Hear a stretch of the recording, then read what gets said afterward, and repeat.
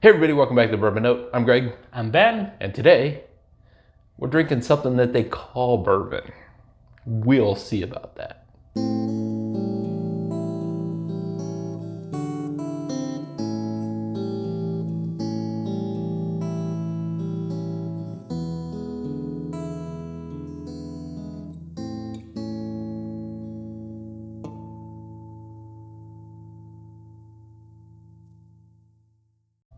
All right, Ben.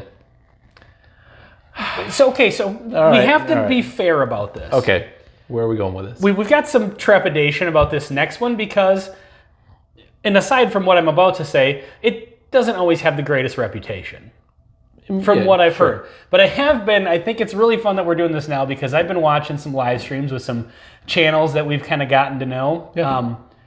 Bobby over at Bad Axe Bourbon hosted a live stream, and Ron from Bourbon Rendezvous was chiming in, and he was on there also with Sean from Whiskey Wars.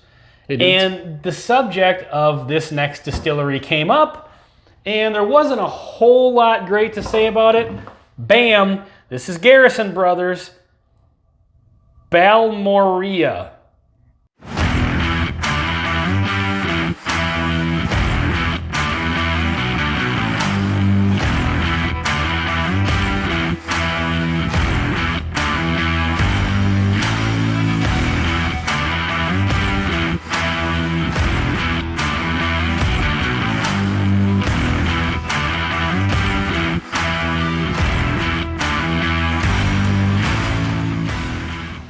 Balmorea. Which sounds really pretty. If you have a daughter that's about to be born, I think you have your name. Yeah, right. So anyway, this is 115 proof. So this is one of their kind of upper echelon ones. Oh, this is $115. Like this is it? Yeah, this is up there. So Garrison Brothers tends to run pretty expensive. They are a smaller distillery. And we acknowledge and are okay with a little bit higher price for a small distillery who's trying.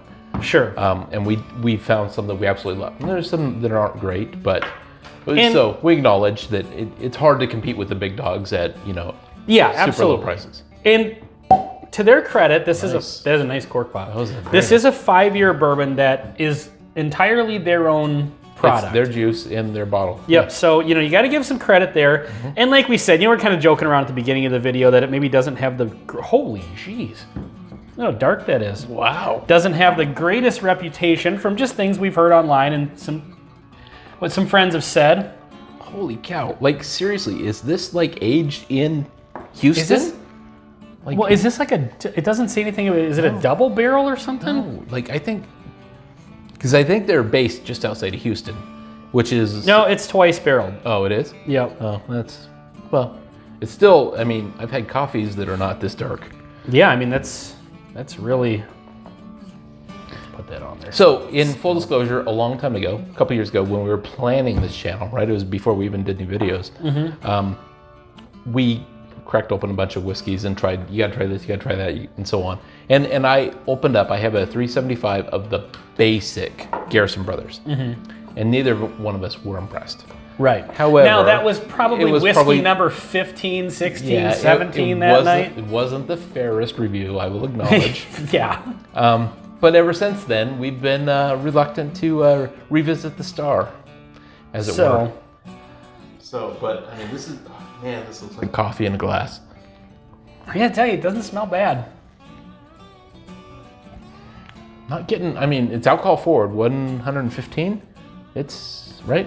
Yep. 115, yeah. It's noticeable. No surprise that you're drinking alcohol here. But to be honest though, I feel like it's a little more mellow on the nose than 115 would suggest. Well, so the first smell was ethanol and a bit of the caramely brown sugar, but nothing extreme. And the one guess I have about them, and I could be totally wrong about this, is it's pot still. But I honestly don't know. Yeah. So I'm gonna make a prediction before we get into the taste here. Okay. The nose is rather pleasant. Okay. But you can tell that there's something unpleasant being covered up, maybe by the proof or maybe by the double barreling. Second barreling? Yeah. Like whatever the original juice is, at maybe a lower proof, kind of like the one that we had. And again, Sure. I really don't remember what Yeah, that tastes like. I This was really a couple don't. years ago, Yep, and yep. we'd had a few before that.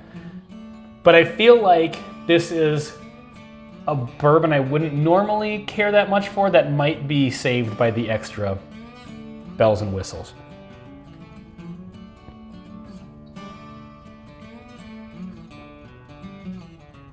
I have some thoughts.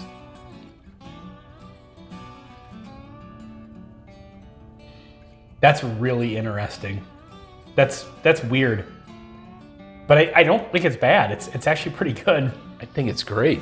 Yeah. It has one flavor that I have a hard time distinguishing from coffee.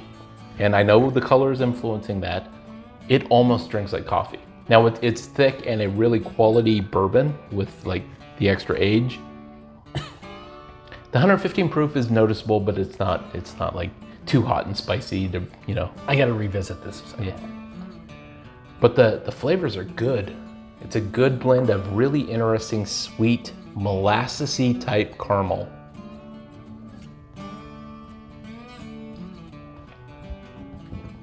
There's a warm cinnamon on top of it. So There's something else I there do that I have- can't place. Yeah, so I call that, at least in my mind, molassesy. Like there is a dark sweetness that my concern is you can't drink a lot of this. Like it's gonna be too rich Yeah. too quick. That was my first thought with the first sip that I took. Like, is this something that I would consider like a mainstream down the middle bourbon? Absolutely not. Not at all. Is this something I want to sip all night? No. It's a little rich for that. It's a little bold. But I definitely am getting the vibe that this, and I'm not trying to be unfair because we have had this before, like we said, and didn't really care for the base model. On the nose, I was kind of picking up some of those. The reason I said I feel like it's being saved by the proof and the Second barreling? and the second barreling Yeah. is because you do get kind of that grainier profile that comes across as a little grassy and has maybe that pot still sort of vibe to it that you mentioned. And I don't know if this is pot stilled or not. I just feel like we've brought up like cask finish bourbons, like, you know, sherry cask finish or something like that. You've mentioned, is this just trying to save an otherwise not so great bourbon? Well, I mean, we've even talked about coffee, where when you buy a flavored coffee, is it a bad coffee that they're saving by putting cinnamon flavor or whatever flavoring in? It's a very coffee forward review. Yeah, it is because You get coffee on the brain right I now. totally do because this drinks like it.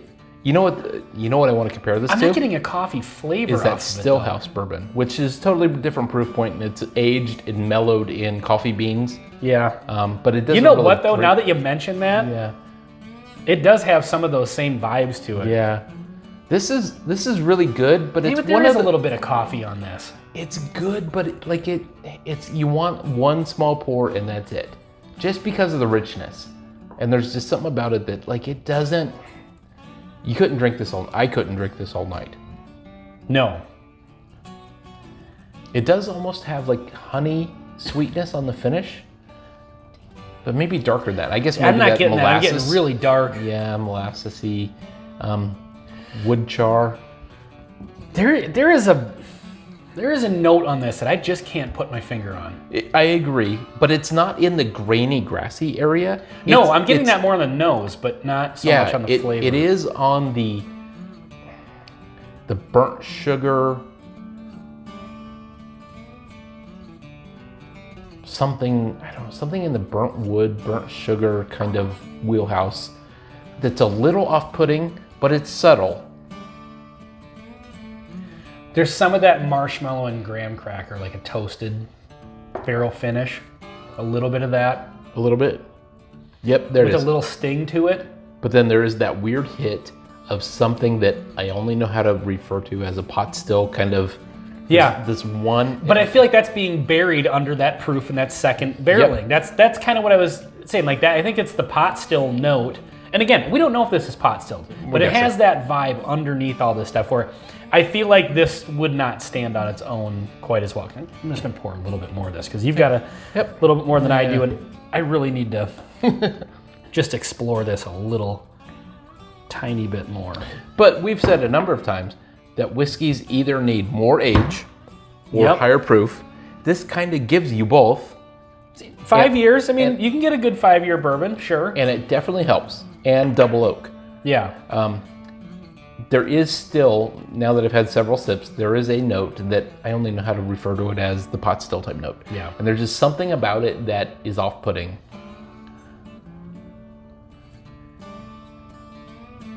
Oh, this is interesting. This is it's a whiskey nerd one, but at the same time, I think a lot of people would almost know what it is because it's a little outside the norm. Well, I guess if you have any experience with Garrison Brothers. So, yeah, I don't know what to do with this. I'm completely at a loss here. I don't know. Like, I'm curious. I will say this, for coming into this with no expectations of liking it at all, I actually don't mind it.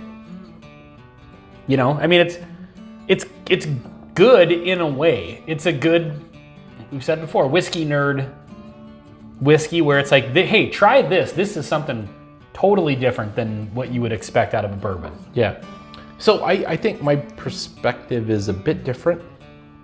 I really had low expectations coming into this, and I actually really like this. I just think it's a weird use case. You have one small sip very rarely. Once in a while, yeah. Once in a while, and that's its place. You're not gonna put this in a cocktail. Nope. Especially so here's the other thing, price point. Yep, at $115, you really, like if you were born in Texas, and I was born in Texas, so which means I'm allowed to make fun of Texans, and I do. But I don't know, there's something about this that, I don't know. So I own one more Garrison Brothers, well, I own 2 other Garrison Brothers products. I forget what the other one is, but also has a wax seal and it's silver. So we should try that one just to compare. Yeah. So obviously the first one we had. Hard cut, go get the bottle. It's too hot out. We'll do that next time. Yeah. But, so I think this, in my mind, did redeem Garrison Brothers a little. I would agree with you on that. But having only had the one pour the one time, but having heard so many bad things about it. But here's what we're dealing with. It has extra proof, which helps. It has extra age, which helps. And it has a double barrel, which helps. And it's I wouldn't say it has extra age. It's 5 years. Well, yeah, I mean, sure. It's above the standard 4 for a straight. But that definitely has helped it. Getting glazed donut now? Really? Yeah, it's like the sweetness is just changing as it sits here. And I'm not getting maple. I said glazed donut. Oh. But actually, like the maple donuts too. Now I just want a donut. So here's what I will say. Okay, here's what you'll say. And then we should probably wrap this up. Yeah, people are If I had never heard or had anything of Garrison Brothers, and this is my first one, price point aside, and that's a big aside. Price point aside, I would say that's really interesting. I'd like to see what else they have. I think that's fair. I'd like to see what they have that's not double oaked. You know. What's their $30 bourbon? I feel like the double oak is really, I know the proof helps because like you said, we've always said, you know, an otherwise bad whiskey can be saved by either a higher proof or a higher age if it doesn't have both. Yeah. But I feel like the double oak is really I really feel this has both. This. Yeah. And it's taken it in a particular direction, and I like a lot of that direction, but it's too rich for me to keep drinking. So I want to try that other one, and maybe we should revisit the basic Garrison Brothers that we have. This is good, but like I said, it's hiding an otherwise a bourbon I don't think I would like. I think so. And but this one itself is not bad. I mean, it's interesting, but it's not $115 interesting. I totally agree. All right, well, this has been Garrison Brothers Balmorea, Texas. Of course, you have to say Texas. Straight bourbon whiskey on the Bourbon Note. I'm Ben. I'm Greg. Thanks for watching. Cheers.